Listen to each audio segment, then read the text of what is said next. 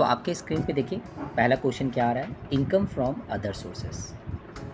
Income from other sources is taxable under the income tax act.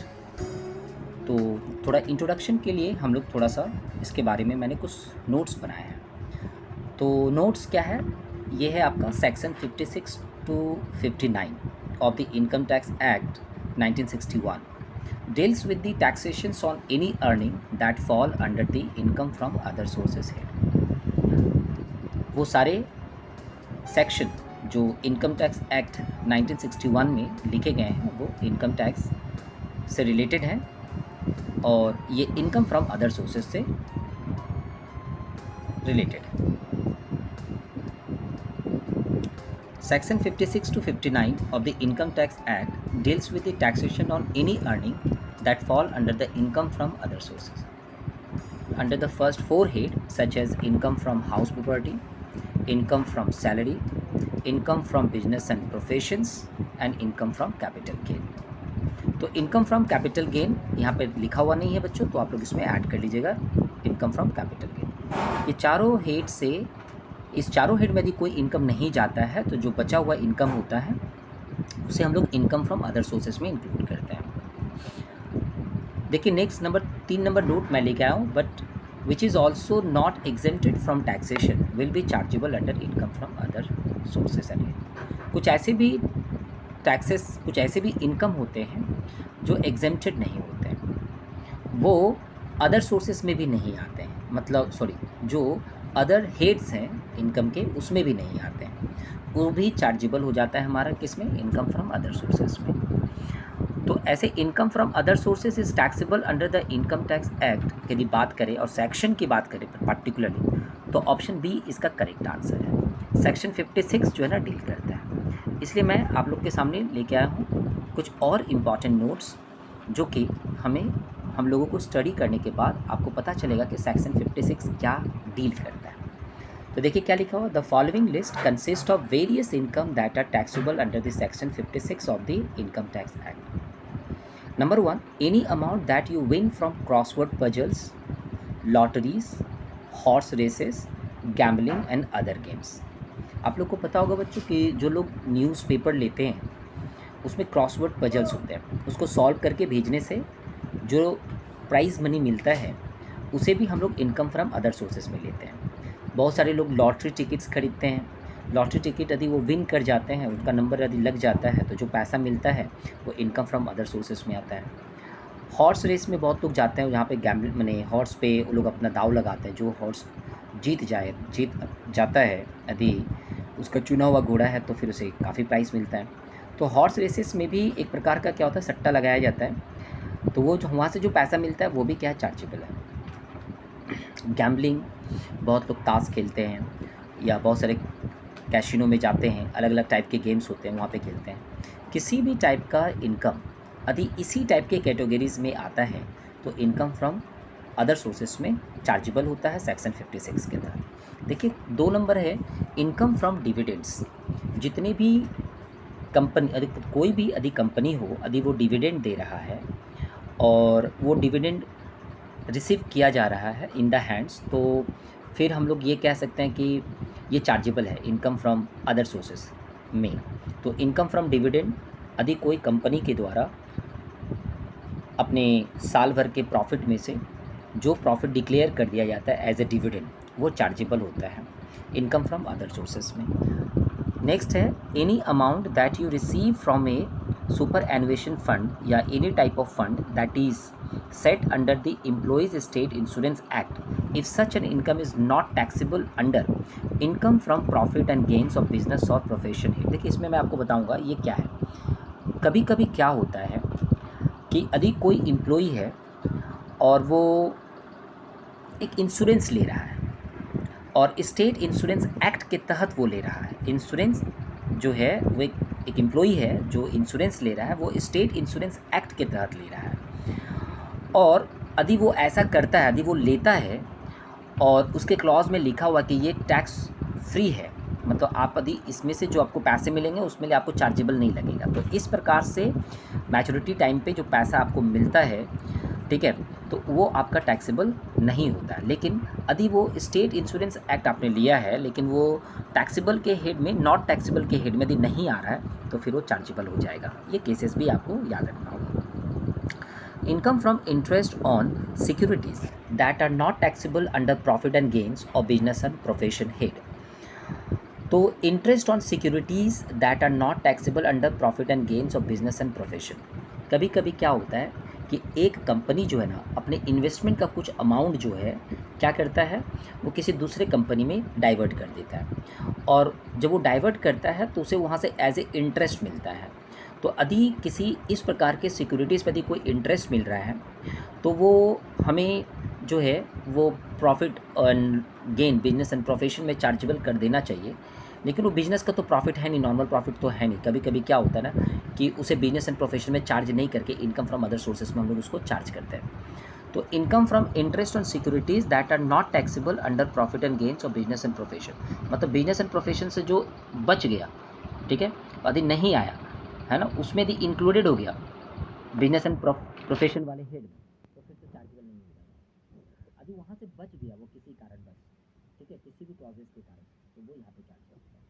Any earning from plants, machinery, furniture as well as building that you let और rent on hire that are not taxable under profit and gains of business and profession. कभी कभी क्या होता है कि business and profession वाले head में बहुत सारे ऐसे एसेट्स होते हैं जिसको रेंट पे लगा दिया जाता है, भाड़े पे, हायर परचेस मैंने हायर रेंट पे लगा दिया जाता है।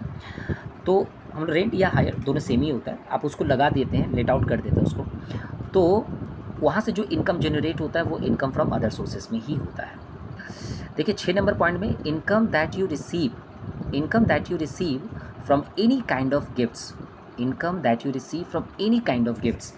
यदि आपको गिफ्ट मिला है, ठीक है, income that you receive from any kind of gift, यदि आपको कोई गिफ्ट मिला है तो वो गिफ्ट में बहुत सारे क्लॉजेज हैं, हम लोग अभी आगे डिस्कस करेंगे कि कौन से गिफ्ट में किस प्रकार का जो है छूट मिलता है या चार्जेबल है। यदि वो एग्जेम्प्टेड है तो कैसे एग्जेम्प्टेड है और कौन एग्जेम्प्टेड नहीं है। तो कई टाइप के गिफ्ट्स होते हैं, ठीक है, रिलेशनशिप में जो गिफ्ट दिया जाता है वो गिफ्ट्स कैसा है, फ्रेंड्स के द्वारा जो गिफ्ट दिया जाता है उसमें क्या क्लॉजेज है, मैरिज के लिए यदि गिफ्ट्स दिया जा रहा है तो फिर वो क्या है, मैरिज में यदि फैमिली गिफ्ट्स दिया जा रहा है तो उसके क्या है।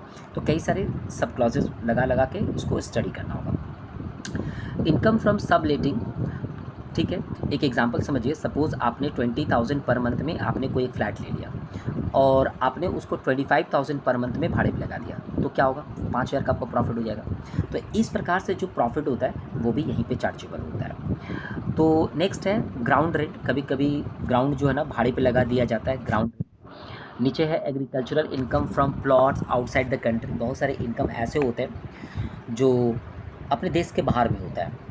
तो इनकम फ्रॉम एग्रीकल्चर में यदि वो नहीं इंक्लूड किया गया है, इनकम फ्रॉम एग्रीकल्चर भी अपने देश में है ही नहीं, यदि इस हेड में आया ही नहीं, तो इनकम फ्रॉम अदर सोर्सेज में उसको काउंट कर लिया जाता है। यदि आउटसाइड कंट्री, यदि हमारा कोई प्लॉट खरीद के रखा है, वहाँ पे एग्रीकल्चर इनकम जनरेट कर रहा है, तो उसको ये करना पड़ता है।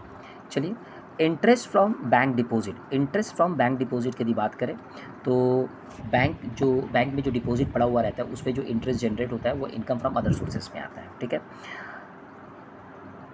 नेक्स्ट है आपका, देखिए इनकम फ्रॉम अदर सोर्सेज में एक यहाँ पे एक छोटा सा टॉपिक मैंने इंक्लूड किया है इसमें, वो है एक्सपेंसेस डिसअलाउड अंडर सेक्शन 58। बहुत सारे ऐसे इनकम होते हैं जिसको इनकम फ्रॉम अदर सोर्सेज में इंक्लूड किया जाता है और उसे एग्जेम्पशन मिलता है, छूट मिलता है, ठीक है। आपने सपोज़ किसी प्रकार का आपने रेवेन्यू जनरेट किया और रेवेन्यू जनरेट करने के लिए आपने कुछ खर्चे किए, ठीक है, तो वो खर्चा तो आपका माइनस हो जाना चाहिए।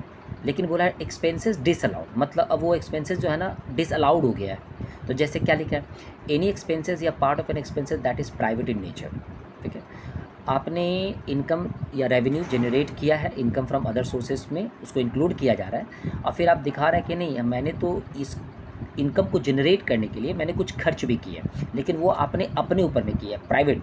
तो प्राइवेट इन नेचर यदि हो गया तो फिर वो बच्चों जो है आपको छूट नहीं मिलेगा। आपने यदि 1 लाख रुपया कहीं से रेवेन्यू जनरेट किया और वो रेवेन्यू जनरेट करने के बाद आप कह रहे हैं कि मैंने 50,000 रुपया खर्च किया है और सारे एक्सपेंसेस को जब चेक किया गया तो पता चला वो सारे प्राइवेट इन नेचर है, ठीक है। तो वो एक्सपेंसेस नहीं इंक्लूड किया जाएगा। देखिए, इंटरेस्ट या salary that is payable outside the country which does not qualify for TDS deduction. देखो, बहुत सारे ऐसे माने एक्सपेंसेस होते हैं, उनके चलो इंटरेस्ट या salary that is payable outside the country, है ना, which does not qualify for TDS deduction.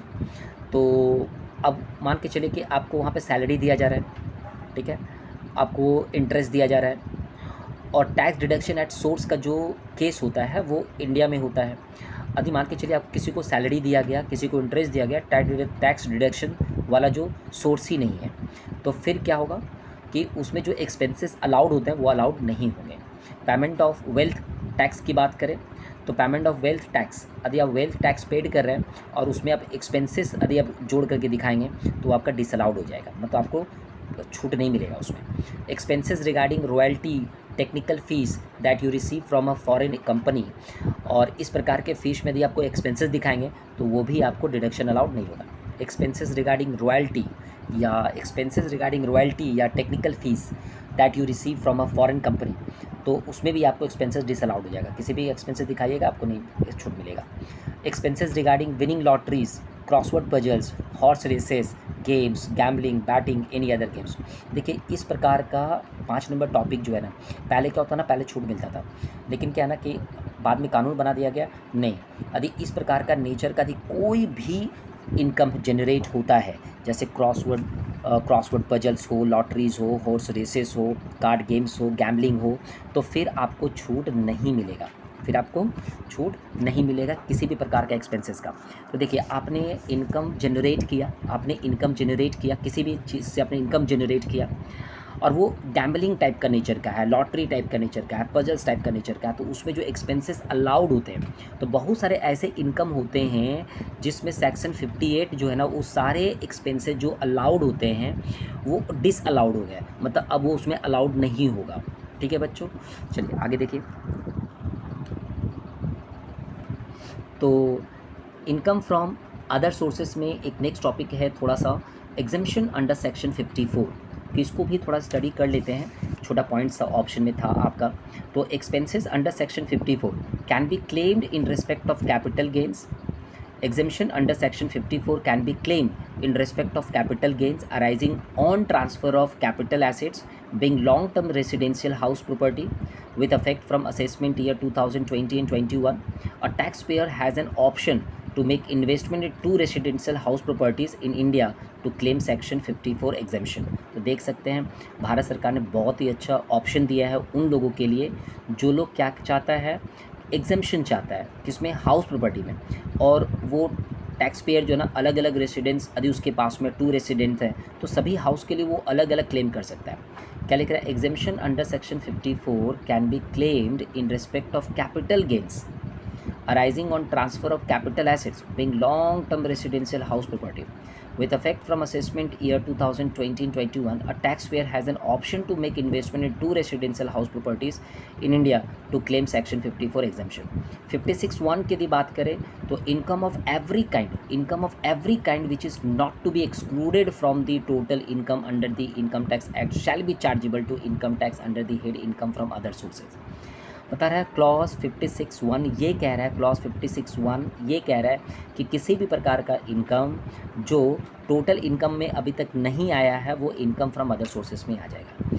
If it is not chargeable to income tax under any of the head specified in section 14, section 14 में जो specified head है, ठीक है, item A to ई उसमें ये include है। Different chargeable profit as per section 59, different chargeable profit as per section 59. Let's assume there has been a deduction या allowances during the computation of income from other sources for a particular year regarding losses या expenses that have been recovered subsequently through any kind of benefit. In such a case the same amount will be taxed under the income from other sources. मान के चलिए कि आपने income from other sources में पिछले साल या उसके पिछले साल या कभी भी आपने कुछ एग्जेम्पशन लिया था कि ये कारण हो गया, अब बाद में वो पैसा दी रिकवरी मिल गया आपको ना, तो वो पैसा भी आपका चार्जेबल होगा, ऐसा कहा जा रहा है इसमें। ठीक है, नेक्स्ट है,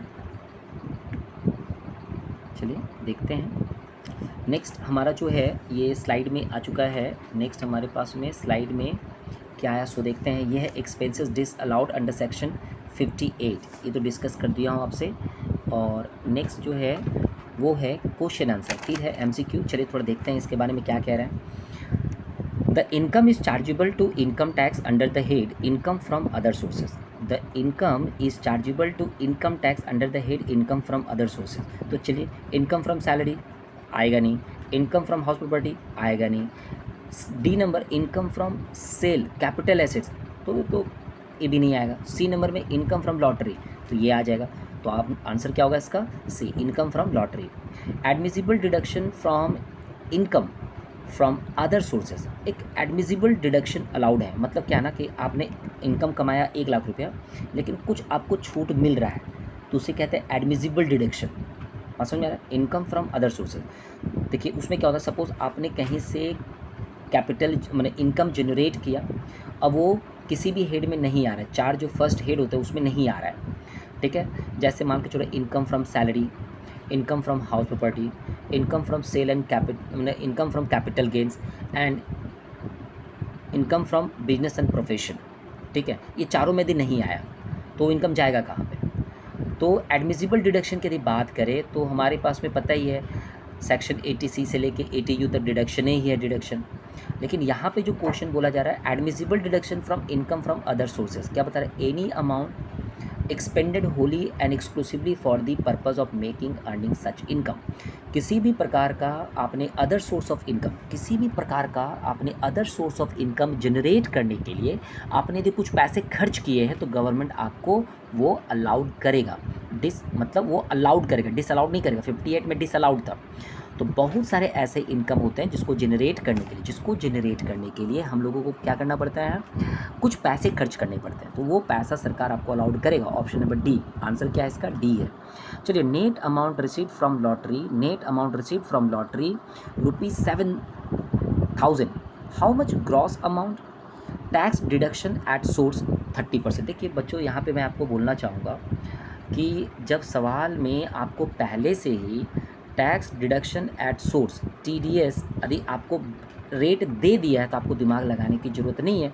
बुक में आपने पढ़ा होगा कि 30% प्लस जो है 3% सरचार्ज, तो वो आपको दिमाग लगाने की ज़रूरत नहीं है उसमें, क्योंकि यहाँ पे already tax deduction at source जो है ना वो आपका क्या दे दिया है? 30% दे दिया है। तो आपको करना क्या भाई? आप सोचिए कि 100% टोटल अमाउंट होता है इनकम, टोटल इनकम आपका 100% है, 30% जो है ना उसने काट के रख लिया, तो आपको 70% दिया। यही ना लॉजिक बना कि जहाँ से हमको इनकम जनरेट हुआ वहाँ पे उस 100% था, लेकिन TDS कट गया 30%, सम्स में बोल रहा है, तो आपको बचा कितना? 70%। तो आप क्या करेंगे? 7,000 में आपको सिंपली डिवाइड दे देना है 70 और परसेंट का साइन चापना है, 10,000 आपका आंसर हो जाएगा। तो option number A is correct answer, ठीक है। फिर से बताता हूँ, नेट अमाउंट जो आपको मिला है वो कितना है? 7,000। आपके लिए नेट अमाउंट 7,000 है, लेकिन TDS काटने के बाद जो आपके पास मिला है ना वो तो 70% ही है, क्योंकि 30% तो उन लोगों ने रख लिया, तो आपका 70% ही है, इसीलिए आप इसको डिवाइड दे रहे हैं 70% से, तो आपका 10,000 आ जा रहा है, ठीक है। चलिए आगे बढ़िए। इनकम फ्रॉम अदर सोर्सेज में एक यहाँ पे टैक्स ट्रीटमेंट के बारे में मैंने नोट्स बनाया है। Tax treatment for winning from lottery, crossword puzzles, card games and horse race होगा। ये बच्चों यहाँ पे HE रेस हो गया, हॉर्स रेस होगा। सेक्शन 56(2)(1)B, सेक्शन 56(2)(1)B में क्या लिखा गया है? सबसे पहला चीज़ कि आज अभी मैंने कुछ देर पहले भी आपसे डिस्कस करा था, no deduction in respect of any expenditure या allowances in connection with such income shall be allowed while computing such income. तो कह सकते हो अंडर सेक्शन 58 के तहत डिसअलाउड हो गया है कि यदि आप इस प्रकार का इनकम जनरेट करते हैं, इस प्रकार मतलब लॉटरी से, क्रॉसवर्ड पजल से, कार्ड गेम से, हॉर्स रेस से, तो आपको किसी भी प्रकार का डिडक्शन नहीं मिलेगा। नंबर 2 बता रहा है, deduction under section 80C to 80U will not be available from such income although such income is a part of total income। ठीक है, ये टोटल इनकम का पार्ट है, लेकिन आपको डिडक्शन नहीं मिलेगा। 80C से लेके 80U तक आपको नहीं मिलेगा डिडक्शन, भले ही ये टोटल इनकम का पार्ट है। Number 3, if the entire amount of such income shall be charge ठीक है। Tax under section 115BB at flat rate of 30% plus education cess at the rate 3%, ठीक है। Included higher education cess is 1%, इसी में है 2% plus 1%, दोनों को मिला देते हैं तो टोटल हो जाता है education cess 3%। If the assessee is resident then procedure of computation of gross income from lottery, क्या बता रहा है, if the assessee is resident then procedure of computation of gross income from lottery same होगा। If the assessee is not resident the procedure of computation of gross income from lottery is different होगा। चलिए आगे question की ओर देखते हैं, थोड़ा notes हम लोग देख लिए हैं बच्चों, आप लोग इसको अच्छे। Question number 5, maximum limit of deduction in case of family pension, maximum limit of deduction in case of family pension हमारा कितना होना चाहिए, तो 5 का जो आंसर है वो है बी, 15,000 होना चाहिए।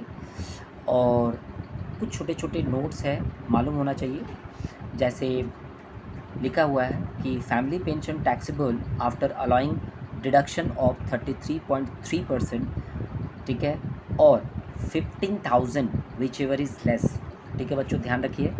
Family pension taxable, family pension is taxable after allowing deduction of 1/3 या 15,000 विच एवर इज़ लेस, ठीक है। तो यहाँ पे 15,000 है। अच्छा एक क्लॉज यहाँ पे लग जाता है, maximum limit of deduction in case of, चलिए फिर से स्टार्ट करते हैं। Maximum limit of deduction in case of family pension is 15,000। और एक क्लॉज इसी के साथ आपको याद रखना चाहिए, वो है क्या कि 1/3 आप निकालेंगे, टोटल पेंशन जो मिला है, टोटल पेंशन जो मिला उसका 1/3 निकालेंगे और 15,000 निकालेंगे, दोनों को कंपैरिजन करेंगे कम कौन सा है, वही डिडक्शन मिलेगा आपको, 1/3 या 15,000 विच एवर इज़ लोअर, ठीक है। Maximum limit of deduction in case of a family pension is 15,000। 15,000 मतलब 1/3 आप लेंगे, टोटल पेंशन जो आपको मिला है, सपोज़ किसी को ना 1 लाख रुपया मिला है और 1/3 निकालते हैं तो कितना हो जाता है, 1/3 निकालेंगे तो 33,000 हो जाएगा, और 33,000 और 15,000 यदि कंपैरिजन करेंगे तो कितना हो जाएगा, कितना हो जाएगा नहीं, 33,000 और 15,000 कंपेरिजन करेंगे तो कम कौन सा होगा, 15,000, इसलिए डिडक्शन कितना मिलेगा 15,000। चार्जेबल कितना होगा 85,000। नेक्स्ट है maximum deduction amount in the case of winning from horse races, तो हॉर्स रेसेस से जो हमको मैक्सिमम कितना होना चाहिए, तो भाई डिडक्शन इज़ नॉट अलाउड, अभी हम पढ़ रहे थे। नेक्स्ट आगे करते हैं, विच of the following income is chargeable under the head of income from other sources, क्या लिखा, विच of the following income is chargeable under the head of income from other sources. तो देखिए बच्चों यहाँ पे ना एक बहुत कंफ्यूजिंग क्वेश्चन है ये, और इसके लिए इसलिए मैंने काफ़ी नोट्स बनाया इसके ऊपर में।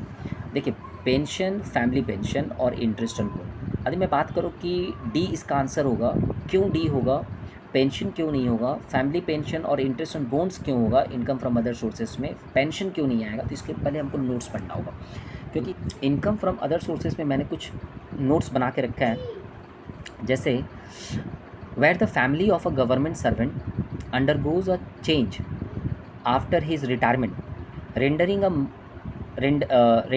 a member of the family to be eligible for family pension on account of events such as birth of a child, disability of the child, sibling या divorce of a daughter, death of the husband of the daughter, the retired government employees, family pension is payable to the children up to 25 years. बहुत important topic है, MCQ तो बनता है बच्चों इसमें, यदि smartly इसको बनाया जाए तो एक MCQ बनता है। Family pension is payable to the children up to 25 years of the age और मैरिज और till they start earning a monthly income exceeding 9,000 plus DA admissible from a time to time per month whichever is earlier, कुछ भी हो जाए। 9,000 plus DA से ज़्यादा कमाना start कर दिया बच्चे ने, 25 साल से ज़्यादा का हो गया या शादी हो गया बच्चे का, तो फिर जो है ना डिडक्शन नहीं मिलता है। देखिए pension paid out periodically, pension ना क्या होता है, 2 टाइप से दिया जाता है। पेंशन जो है ना एक पीरियोडिकली दिया जाता है, कभी कभी कुछ लोग तो ऐसे होते हैं कि अपने पेंशन को ना एक बार में रिसीव करना चाहते हैं, तो उसको कहते हैं कम्यूटेड, लमसम में एक बार रिसीव करेगा, ठीक है। तो pension paid out periodically generally every month, तो however you may also choose to receive your pension as a lump sum to it is called commuted pension। तो मान के चलिए any amount received as uncommuted pension, मतलब आप monthly ले लीजिए 3 महीने में ले लीजिए, बीच में निकाल लीजिए। Any amount received as uncommitted pension is fully taxable in the hands of both the government and non government employees. तो अनकम्यूटेड पेंशन यदि है तो वो गवर्नमेंट और नॉन गवर्नमेंट एम्प्लॉय दोनों के लिए क्या होता है, चार्जेबल हो जाता है। ये भी बहुत अच्छा है। 2 नंबर जो पॉइंट यहाँ पे लिखा गया 2 बार, ये सेकंड नंबर जो पॉइंट है बहुत इंपॉर्टेंट है। ये भी इससे भी एक अच्छा नॉलेज रखना बहुत ज़रूरी है इससे रिलेटेड। चलिए देखते हैं आगे। A commuted pension is tax free. A commuted pension is tax free in case the pensioner is a government employee, then the pension is completely exempted from tax.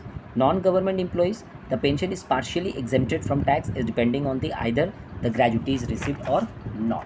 तो जो एक बार में पैसा रिसीव करता है, सपोज किसी को ना 50 लाख रिटायरमेंट मनी मिल गया है ना, और उसमें पेंशन का जो अमाउंट है वो एक बार में ले लिया, किसी ने अपना पेंशन का अमाउंट एक बार में ले लिया, तो एक बार में यदि कोई अमाउंट अपना ले लिया तो पूरा का पूरा अमाउंट जो है एग्जेम्प्टेड हो जाता है गवर्नमेंट एम्प्लॉय के लिए। यदि पेंशन भी वो एक बार में रिसीव कर लेता तो वो एग्जेम्प्टेड हो जाता है उस एम्प्लॉय के लिए।